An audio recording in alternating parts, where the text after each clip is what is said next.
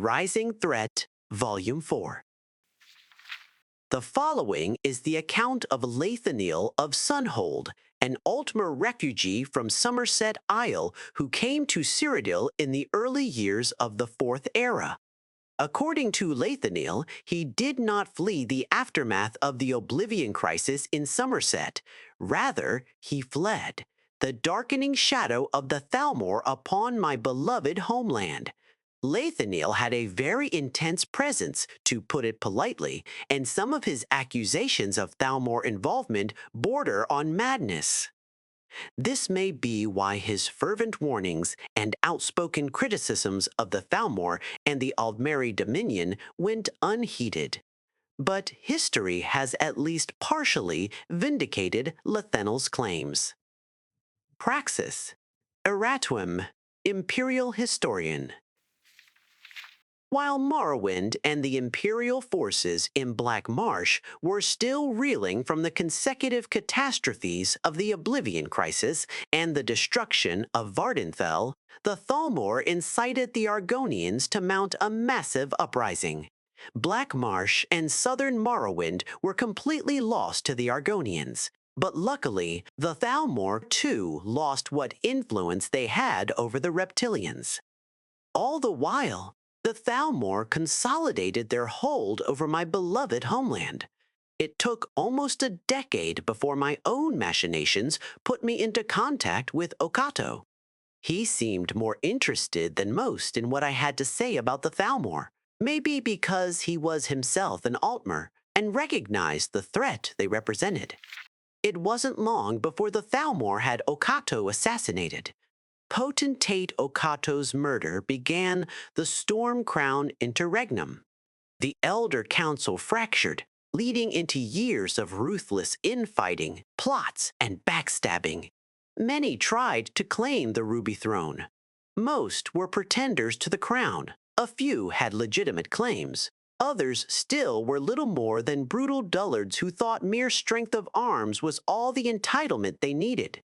Violent, unnatural storms lashed the imperial city several times during this anarchy, always with the eye of the storm looking directly down upon White Gold Tower, as if this was the judgment of the 9 divines.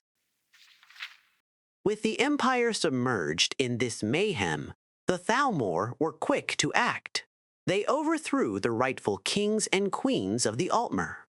I remember the revulsion and horror that took hold when word reached me that this dementia had gripped my homeland. Once so proud and majestic, many of our great race actually embraced this insanity. Then, the first of many pogroms descended on Somerset Isle. They slaughtered any who were not of the blood of the Aldmer, a fine excuse to purge the dissidents as well.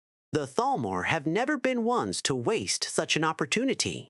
After 7 long, bloody years, the Storm Crown Interregnum was ended when a Colovian warlord by the name of Titus Mede seized the crown. Whether he had rightful claim or not is moot. Without Titus Mede, there would not be an empire today. He proved a shrewd and capable leader, such that Skyrim endorsed him as emperor. With the empire stabilizing under the auspicious efforts Emperor Titus Mede, I resumed my efforts to warn them of the Thalmor threat. Again, the Thalmor remained a step ahead. Before my efforts could come to fruition, the Thalmor struck another coup, this time in Valenwood. The empire was not prepared for the Thalmor's subterfuge and stratagem. There are those who claim the combined Altmer and Bosmer forces greatly matched the Empire. But this is a farce. This short, savage campaign was won by the Thalmor even before first blood was drawn. They waited and watched their enemy. They chose where and when they would attack. The Thalmor were able to bring the full fury of their small contingent of Altmer and Bosmer to any of several imperial strongholds. Contrary to the posturing of the Empire's generals, the Thalmor did not command greater numbers. They had better spies and greater mobility, and knew how best to use them. This is the menace that the Thalmor represent. They are cruel and merciless, but they are no fools. They are devious and subtle, and so very patient. In one fell stroke, the Thalmor took a strategic foothold on the mainland of Tamriel and prevented any significant attempt the Empire could have made to invade Somerset Isle and depose the tyranny of the Thalmor. At the same time, they took a better vantage to continue to watch the Empire and wait. In so doing, they also revived the Aldmeri dominion with their alliance to the Bosmer of Valenwood. Over the decades, the Thalmor have grown quiet, but this is not the end. It has only just begun.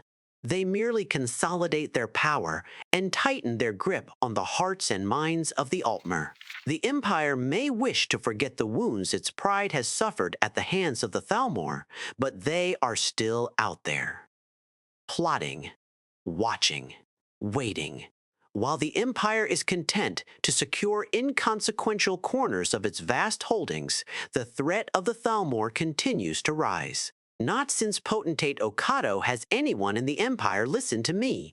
I beseech any and all citizens of this renowned empire to heed my words. The Thalmor must be stopped before it is too late. Soon after, Lathanil of Sunhold commissioned to have these volumes printed and distributed far and wide in the empire with his own coin. He himself met a violent end. In light of the events that followed his death, we must consider that he may very well have been murdered by Thalmor assassins. Praxis Erratuum, Imperial Historian.